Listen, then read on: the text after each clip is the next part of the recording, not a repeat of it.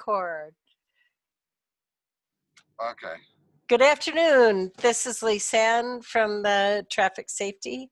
Galab wanaagsan tani waa Dan oo baawur waditaanka iyo ammaankiisa. So we're here from the center. Ibrahim will be interpreting in Maay Maay for me. And we're going to talk about the Oneida County Department of Motor Vehicles and other services that are starting back up. Ibrahim ii turjumaayo oo Maay Maay inka turjumooyo hameelan una rogna na refugee center way marka wax kasta u sii hadda turjume. Okay, so this is as of June of 2020, and most importantly is services are you're going to have to make appointments. كله معناه كل شو ما سنة كم معناه بيش سنة لحاله لك جرا سنة كلامه كل لبعضنك نكون قابكي بلامو معناها كل جين صوب صدا لهاي تنوي. Okay, so the Oneida County DMV Department of Motor Vehicles in Utica and Rome started reopening on June. Sorry, go ahead. بيش اللي حد جوتيكا إيو روم DMV شو ما يبلاوينا أنتي دب فران. So they started on June 16th of 2020.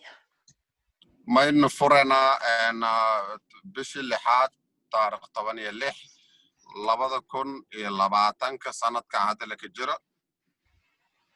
Okay, so they will be seeing customers by appointment only.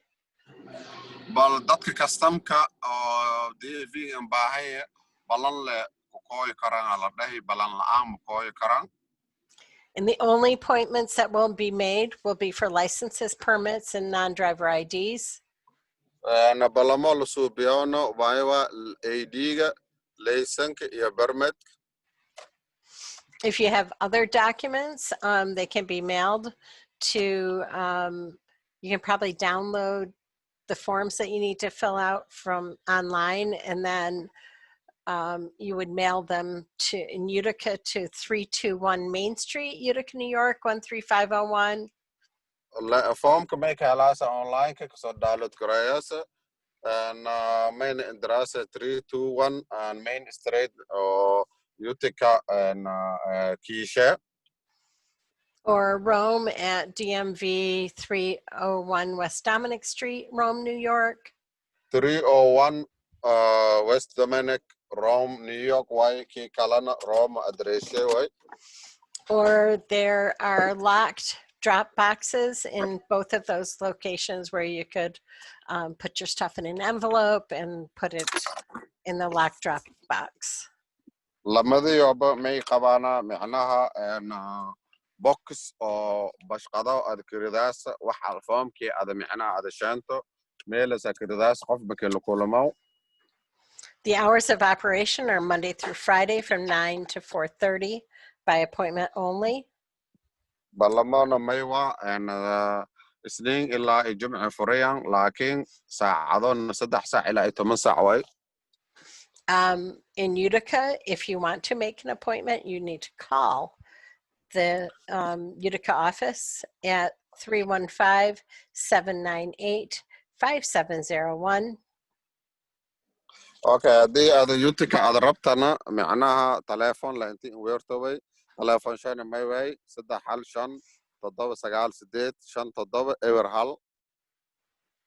In Rome, you would call 315-356-0546.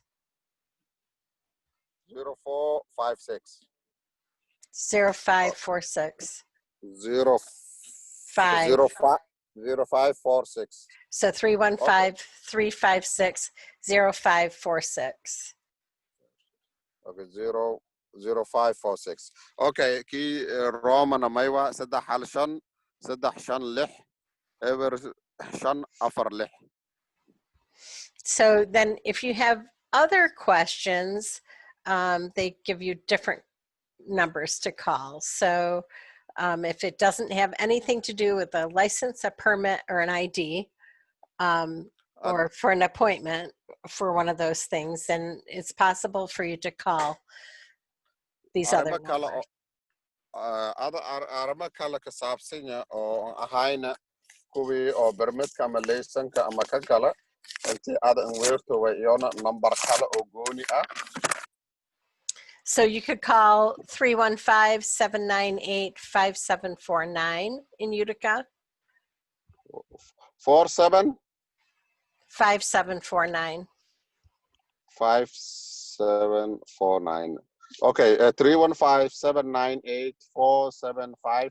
5749 5749. in Okay, Utica. 5749. Okay, Utica. Okay, let me repeat. You said 315-798-5749. Correct. Okay, Utica number share or arrimaha kale oo kuwii DMV ga oo ahayna permit ama laysan oo su'aal kale aad qabtamay in weerase numberka la dhahaw 315 798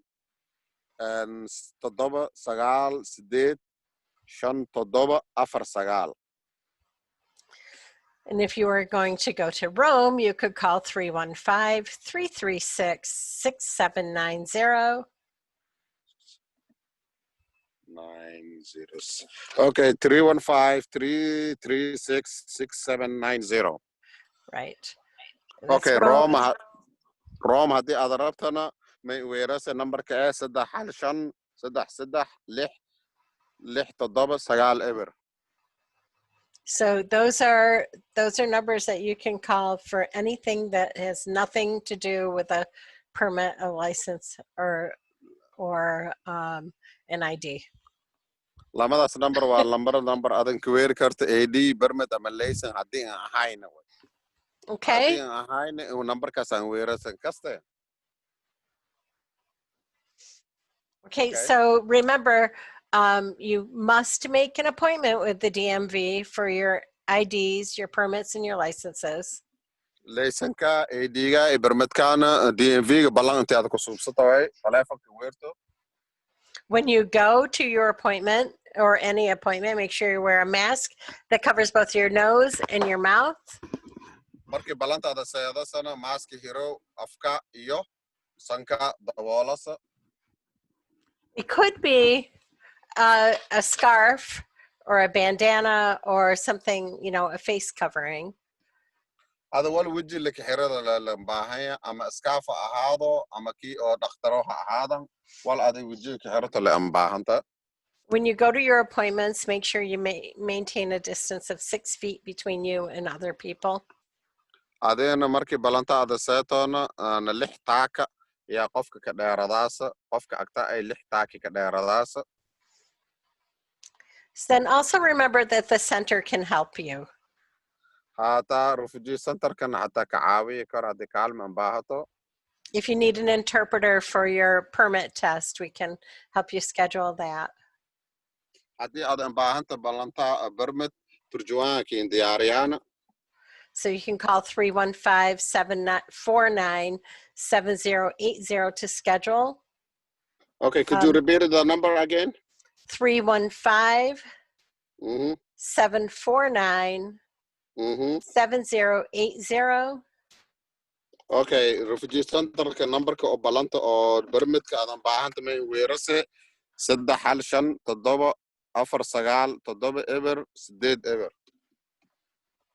So the scheduling of interpreters will be as what's allowed by the DMV. I know they're still working through the details on that.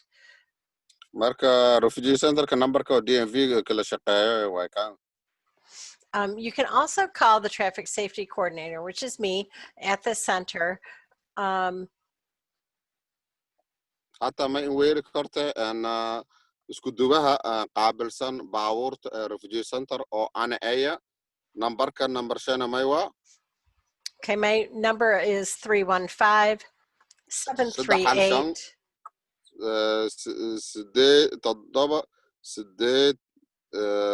8 Okay. 1083. 1083. Okay, and okay, could you repeat it? So the phone number is 315-738-1083. Okay, 315-738-1080. No, 83. Okay, 1083. Okay, number كمان 315 6 حل شن تضرب 6 6 هل إبر 6 6. You will have to leave a message and we'll get back to you. فرين ضعفص هذا ولا كين كسرنا. We may have to meet remotely on Zoom. Aan Zoom kan le oo dad saldheeri camal TV-ga oo ama telefoonka la iska aragaw la iska arage ballanti markii la koodaso. You can also request to join the center's traffic safety Facebook group. Hadda groupka oo Facebook oo amaanka baawrwadowga oo ayaa ka qayb qaadada karta. Okay. And you can also watch videos on Zoom. Or sorry, videos on YouTube. Zoom ka video ka daawada karta, YouTube ka video she fiirsada karta usan. So just remember, if you're not able to get through to the DMV, I will try to support you. We'll find a way. Haddii aad macnaha DMV walaa sanibka aragto oo ninka taageeraan jidkii aad macnaha mara lahayti. So also by appointment only is a 5-hour pre-licensing course. May jira course la dhahaw laysan la'aan oo 5 saacadood ah. You used to be able to show up to take the test, and now you can't. Laysan ka hor hadda tastaga bagala karta laakiin 5 saacadood gala karta. You have to go online to www.jigliottis.com, and it's here on the screen. Okay, maanta may saad karta www.gelati driving school. No, just gelottis.com. Gelati.com. Right. In there, you can register to take the learner permit test. Or sorry, it's not the learner permit test. It's a 5-hour pre-licensing course. Mayla dhahe lays koorsada ka horeyta intii ada laysanka qaadana la dhahe 5 saacadood way. And you have to have the 5-hour pre-licensing course before you can take a road test or get your license. Mars course 5 saacadood ah way oo ka horeyta laysanka intii adan qaadana intii ada kaasan galo way. When I last checked, the appointments were filled up until August. It's June right now. So if you have your permit and you want to get your license, I suggest you try to get right in there and get that scheduled. Okay. Hadda billi lixaada ka jirno balamo buuxan markii la bish 8aad way haddii aad rabta aad in weeri karto billi 8aad ballan suubsada karto. So you'll need the 5-hour pre-licensing certificate to register for the road test. Ma in baahan tahay macnaha 5 saacadood oo course ah oo shahaada si aad in iska diiwaan gelito and registration ka oo road testiga ama kii oo imtixaankii oo jidka baawarkaad ka galaas. You're going to need, there's a red number up here that you will log in to register, and then you also need the date that you took the course. Numberkaas gaduudan aan baahanta iyo hoostan oo ku qoranta taariikhda aad koorsada aad qaadatay. When you go to your road test, you will have to bring the original certificate with you. Markii aad imtixaanka jidka aad galoyto shahaadada oo originalka ah intii markaas hore qaadato way maalintaas. Along with your learner permit. Adigoo markaasi horena aan wadata barmadka oo barbaratooga baawarka laga barado. The 5-hour course certificate is valid for 12 months from the date you took it. shanta saacadood ada koorsada shahaadada ada saqaadatay ilaa mayl la ogolyahay 12 bilood oo sanad ka bacday dhiyaas haddii ada oo laysanka wiin an qaadano. It's a good idea to take a picture of your 5-hour pre-licensing certificate. marka fikrad fiican waaye shahaadada oo shanta saacadood oo intii ada imtixaanka an galna intii ada masawirka qaadato ood masawirato. If you lose it, then you can go back to Gelati's and show them the picture, and that will help them get you a replacement certificate, I believe. haddii koo dhunto Gelati intii ada ka naga taway ada dhato shahaadada inka dhunti hala isiyo lakasiya.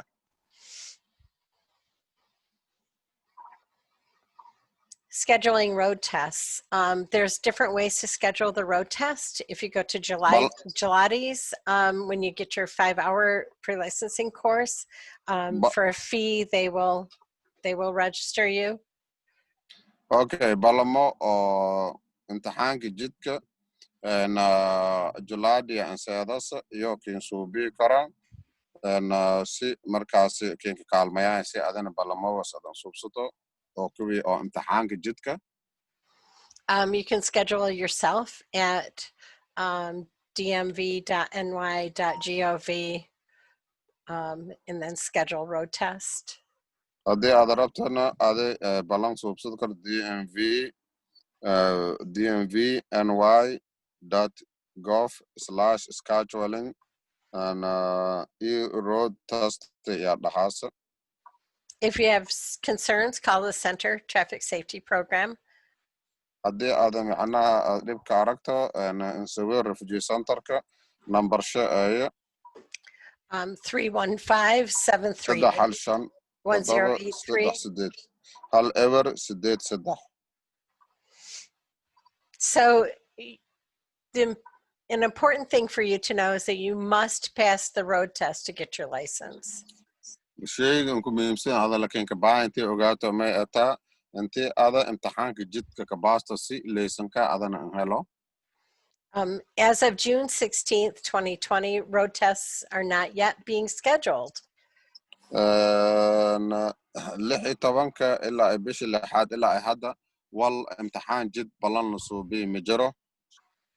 But you can continue to check back for when the tests will begin to be scheduled by going to the schedule the road the DMV website and trying to schedule yourself. haddii aad rabtana macnaha markay balamo bilaabadan meelasa galaasa websitekaas adii balamo suubsadaas. Or call me and I'll see what I can do to help you try to schedule. marka ama an insawir aragaana marka walaahi an adakiin qabada kor. So there's everybody's got some procedures or new procedures due to the COVID-19. sidii cudurkan coronavirus an bilaabaday ama COVID-19 la dhahaa qof kasta sharci cusub suubsaday. So wear a mask and face covering and stay 6 feet away. markasta wejiga hiro iyo sanka iyo afka qofkana may ku roogsadaasa 6 taaka. So you do this like you wear your mask and your face covering or face covering to all appointments. ballan kastaba maskada wejiga dabool hiro 6 taakana qofka ka dheeraw.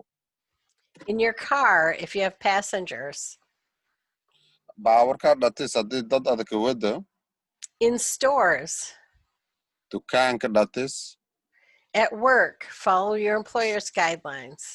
shaqada may rahaase sharciga oo ada qofka in shaqeeyo sharcisha. In your home, if you're sick or been exposed to COVID-19, or your doctor or the health department or the hospital tells you to. haddii COVID-19 ama coronavirus lakin ka helo dhakhtarka meninka meel kasta intii qofka ka dheerato way. You want to always try to stay 6 feet away from other people and have the face mask on. mar kastana wejiga hiro qofkana ka dheeraaw 6 taaka. So cancel and reschedule your appointments, your DMV, Balam- your road test, or other, and stay home and talk with your doctor. Okay, kansalowka balamo kuwa DMV ama road test walaagas dhan markii ayan intii ada micnaha oo kala hadaloway ama ana meninka roogas haddii dhakhtarka ka dhaho meninka roog. So cancel or reschedule your DMV road test if you're sick. haddii ada jirinta balamooga bedel road testiga ayan oo imtixaanka jidka. If you don't feel well and you feel like you're getting sick. haddii ada anfaylanayna oo ama adragoyd intii ada jirinta. If you have a fever or cough, sneezing, difficulty breathing, flu-like symptoms. qandha qunfac neefta oo kinka kanta haddii ada aragto iyo hindhiso badan. You've been diagnosed with COVID-19. oo lakinka arago coronavirus ama COVID-19 walaaga la dhahoy. Your doctor, the hospital, the health department has told you to stay home and isolate. dhakhtarka ama waaxda caafimaadka haddii ka dhahan meninka roog. Cancel your and reschedule your appointment. Like, don't go. If you've been embato balantas kansalle. if you've been exposed to somebody who has COVID-19. haddii adag indhawaati qof COVID-19 ama coronavirus qaba. So if someone you've been in contact with has COVID-19, if the health department contact tracer lets you know you've been exposed to someone who has COVID-19. marka in sheeg dhakhtarka iyo dadka haddii ada qof oo coronavirus qaba agtiis ada saati. If the health department, the hospital, your doctor has told you to stay home and quarantine. waaxda caafimaadka ama dhakhtarka haddii ka dhahan meninka roog meninka iska reeb karantiina isgeli. So go in and cancel and reschedule your appointments. Don't go. balamooga cancel inseto waa kay. We want to keep everybody healthy. balantana bedelo qof kastana una may rabne caafimaadse intii usu helo. So COVID-19 emergency warning signs. calaamadaha emergencyga COVID-19. So monitor your symptoms. Common symptoms are fever and cough, though those are not all of the symptoms. micnaha kan inku muhiimsan ayaa may ayaa mar walba intii ada la daraartawe calaamadaha ada iska aragoyd oo qunfac iyo qandha. Emergency warning signs include trouble breathing. emergencygana may ka mid ayaa neefta oo kinka kakanaato. Pain or pressure in the chest that doesn't go away. dhuuri iyo xanuun oo xibidka oo ka dhaafu waaysan oo mar kastaba ka haay. Experience confusion or trouble waking up. ka howla'aan iyo kastoo oo iska dardarsanto. Bluish lips or face. wejiga oo isbedelo. Call for medical attention immediately. sidan ka dhaqsiyaha badan waaxda caafimaadka inka weer. This list is not all inclusive. kuwan kullishoona ma wal kasta oo iska dhex jira. Please consult your medical provider for any other symptoms that are severe or concerning. wal kale adag walwalsanta haddii ayna dhakhtarka kala tasho oo zaa'id Do not report to your road test if inseeto imtixaanka jidka haddii they've been directed to quarantine, isolate, self-monitor at home for COVID-19 or by any doctor, hospital, health agency, haddii ka dhaho dhakhtar ama hay-ad ama qof kale karantiin isgeli dadkan ku dhowaato dadka ka dheeraw ada shaleynta le meel roog haddii laka dhaho ballantaasi inseeto if they've been diagnosed with or have had close contact with anyone diagnosed with COVID-19, ama haddii ada lakiinka dhawaati ama haddii ada lakiinka heliba covid-19 ama coronavirus or have flu-like symptoms, ama calaamad hergeb ahaan ah iska aragto or other symptoms of the coronavirus. ama calaamada kale oo lasdhaha karo coronavirus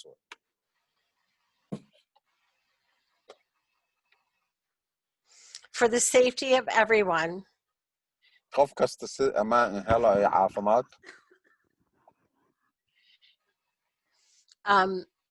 at road test sites, all customers and accompanying drivers must wear face coverings and maintain 6 feet from other customers and staff whenever possible. qof kasta oo ballanka leeyahay jidka intii oo micnaha wejise hirada way oona la dareero qof leysan wadada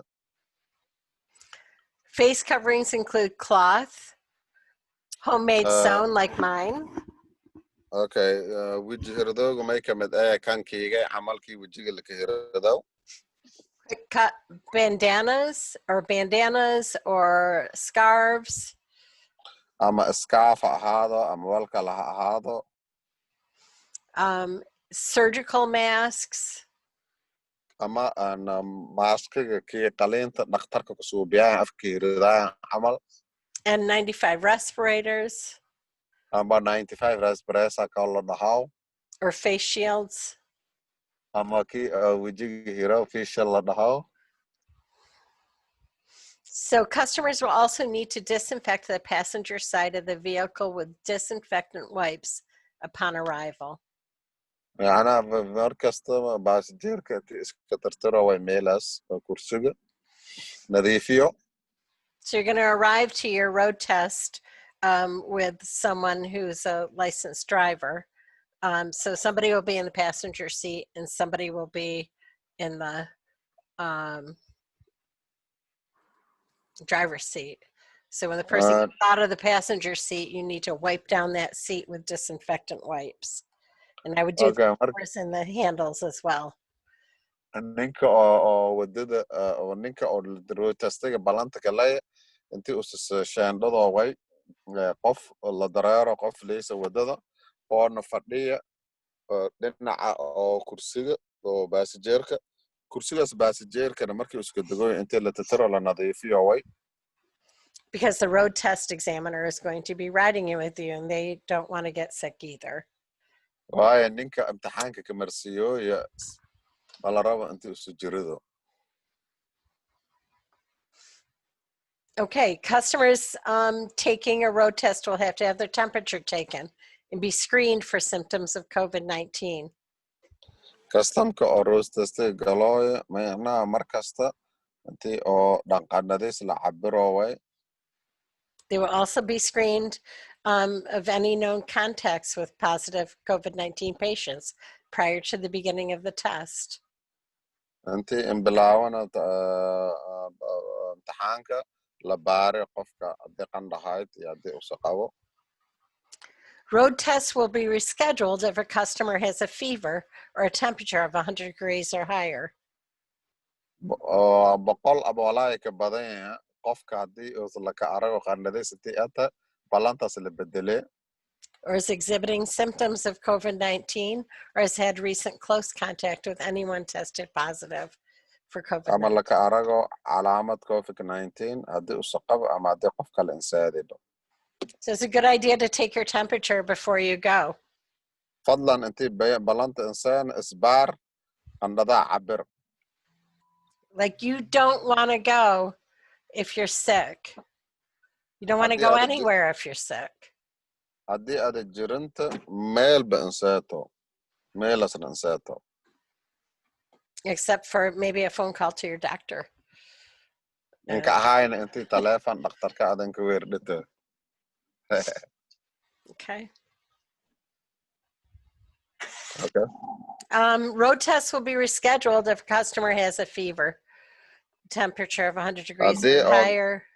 Did I already say that? Anyway. Yeah, you already said. Yeah. Okay. So just saying. So in April of 2015 or 20, Governor 2017 بشي أفراد. New York State Governor Andrew Cuomo said you must wear a mask or a face covering in public when you're near other people. قدوميها نيويورك أندرو كومو لداو ما يدهي مروال بددك أدن سيادس وجيغا هيرو ماسك هيرو. So wear a mask, face covering. واسك ماسك هيرو وجيغا وجيغا دوال. It has to cover your nose and your mouth because that's where stuff will come out of. oona ay sanka iyo afka waana meel laka neefsadooy oo jiridana laka qaado. Okay.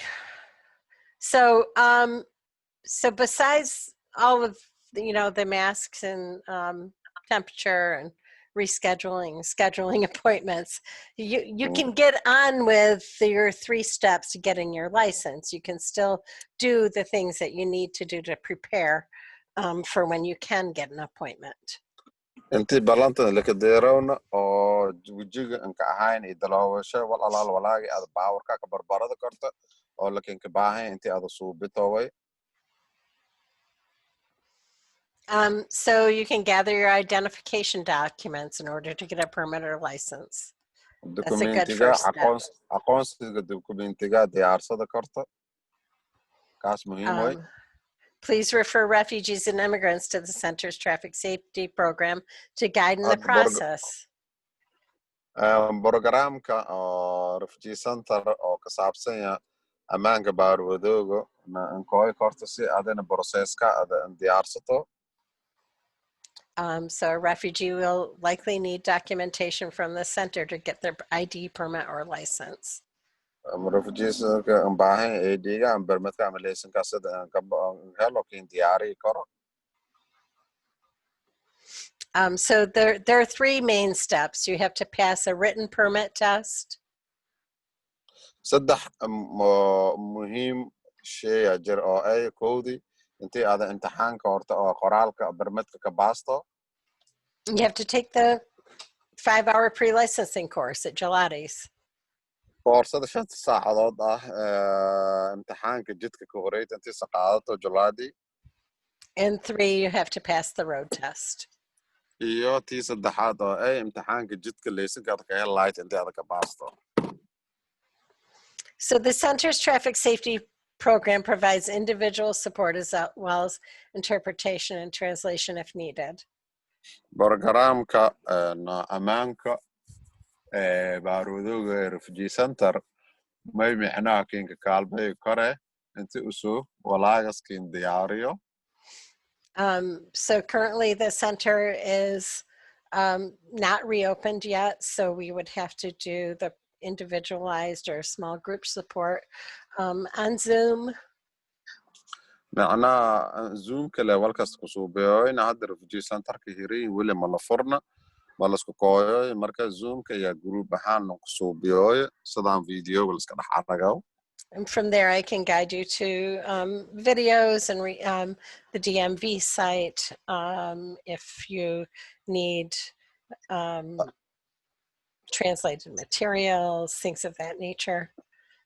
turjuwaani walaagas haddii aan baahantan kiin diyaariyaana laakiin tilmaamoona ka siyaana iyo sidii aada macnaha haddii walaagas aad aan baahanta ooda lakiinka diyaariyo aadaan ka baahanta. We work with people to help set a strategy and work through the next steps. marka dadkana tilmaamo istiraatiijiyada ama tilmaamo siyaana sidii walaagas loo suubii lahaay. Study materials for permanent license are available in Arabic, Burmese, Karen, Nepali, Spanish, Swahili, and Russian. Nepalese, Spanish, Swahili, iyo Russian oo qoraal oo maaragtay oo qoraala jira oodan adag ku suubii karto oo hadda diyaar ah.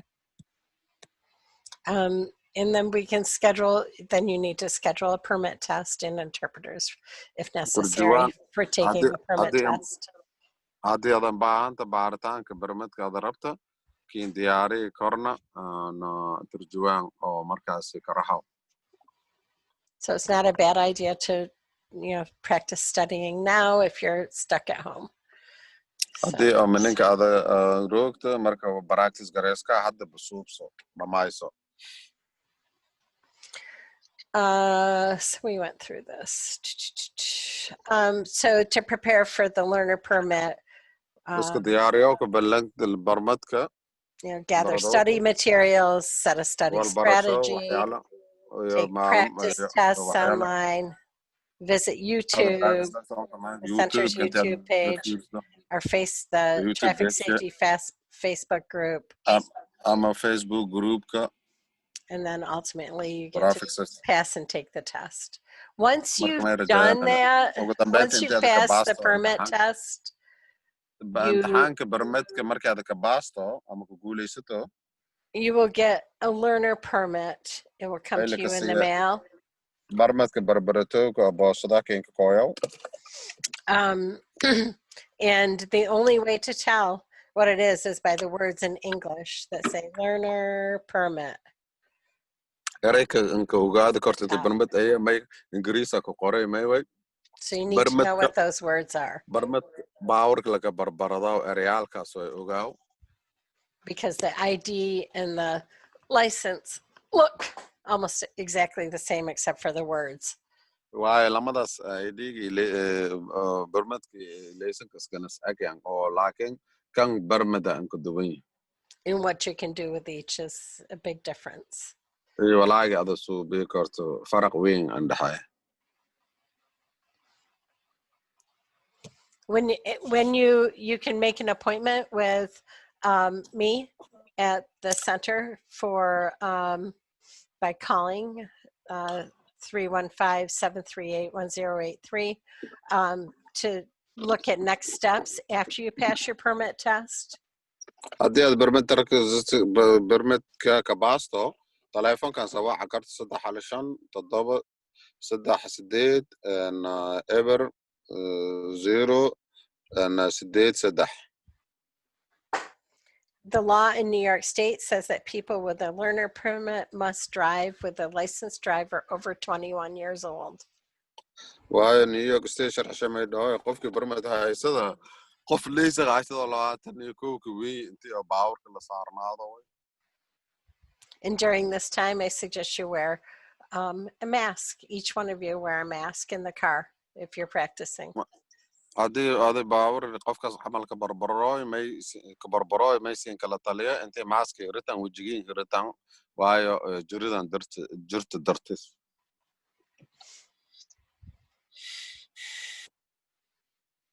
So again, if you have your permit, you can only drive supervised by a licensed driver over 21. haddii barmad haysad haddana mar kale siin kanagooye qof oo laysan haysada oo 21 jirka weyn laakiin la saarnaado.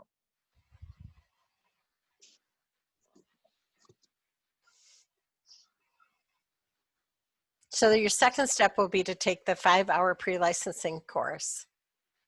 tan labaad ayaa may ataa micnaha intii aad qaadato galaaska 5 saacadood ee ku horeey koorsada 5 saacadood ee ku horeyta laysanka qaadawsha. It costs about $60. qiimisha taasan $60 way. You'll have to pay for it when you register to take the course at gelatis.com. markii gelatis.com aad seedayto beesadiyo iyo gacanta ka saaras. Make sure you wear a mask or a face covering when you go to your appointment. Falanta markaad seedasan wajiga hiro oo mask hiro. They have a variety of times and locations. meel kala duwan qabaan meel badan iyo xafiiska layan. You can select when you go to when you register. markii aad isdiiwaan galito meel alaala meel aad rabto aad seedas. So after you take your 5-hour pre-licensing course, you still have a permit. You need to drive supervised by a licensed driver over 21. markasta aad permit haysado baabuurka wadi karto laakiin qof oo ku maamuloway oo laysan haysado oo 21 jirka weyn. So you still just have the permit. You still are driving with somebody over 21. Wear masks in your car. Marwad ka hayso qof 20 jira kili dareero maaska wajiga hiro. And then the third step is passing the road test. tan saddexaadna maywa intii aad ka baasto imtixaanka jidka. Gelatis charges, I believe, $15, and they'll schedule the road test after you take the 5-hour pre-licensing course. koorsada 5 saacadood oo kooreyta laysan qaadadowka markii aad qaadadaas julaadi iyo $15 dheeraad ka daraas oo ballantaas kiisuubii karaan. There's no charge if you schedule online yourself at dmv.ny.gov. haddii aad DMV online aad ka galaasana beesa ma gala karto adigaaba ka gala karto meelaas. Or the center can help you. The traffic safety program can help you.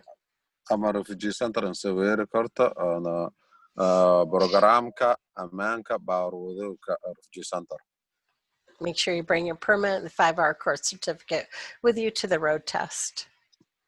marka intii aad markasta aad imtixaanka jidka aad bahoyta intii hadar ugu waditoway koorsada 5 saacadood aad saqaati shahaadadiya iyo barmadka. When you go to the road test, you must be accompanied by a licensed driver over 21. imtixaanka jidka marka aad bahaasto qof laysan haysado 21 jirka weyn intii isu karahoway. If you do not pass, you have to reschedule and take the road test again as many times as it takes to get your driver license. markas aad ambaasna balantaa bedelada karta dhib male xadna male waqti allaala waqtigii aad baas wayto haddana balan suubsada karta haddana baas wayto balan isku suubsada karaysa ilaa aad laysan ka qaadato. You can take it 2 times, and then when you go to schedule for the third time, you'll have to pay $10. lama mar lacag la'aan way lamada bar aan kooroytid laakiin tii saddexaad $10 aad dhiibaso. And what else? Yeah, may kala. So you will still have your permit and must continue to be accompanied by a licensed driver over 21 until you pass the road test. imtixaanka jidka intii aad ka baasaso markasta qof laysan haysado oo 21 jirka weyn intii kala jaraaro. Make sure you keep the little receipt that they give you, because it will tell you where the points you got, what you did wrong, why you didn't pass, or why you did pass. You know, if you did pass, it's just going to say you passed. If you failed, it's going to tell all the different things that you did, and those are things that you need to work on. So don't just throw it out. haddii lacala aad rasiid iyo kasiyan oo dhiiti ka dhaan rasiidkas may ku qoranya sababtaada ambaaso wayti oo dhiiti iyo walaagi adoo ka dhiiti akin qoran in isku dhumayto marka. It's really just to make sure you're keeping yourself safe and other people safe when you drive. So they want to make sure you know how to do these things safely. kuwa sidii macnaha ammaanka may dadka kalena oo dhib indeersii lahayn oo adana ammaanka sugnaada lahayn. So thank you. Please reach out if you need some assistance and let me know how you're doing. Have a great day. Mahasanta haddii kaalmo u baahanto insa sheeg nabaday maalin wanaagsan. Okay. Okay, you're welcome. Okay, hold on. Bye. You leaving Bye me? now. Bye. Yep. Bye. See you. See you.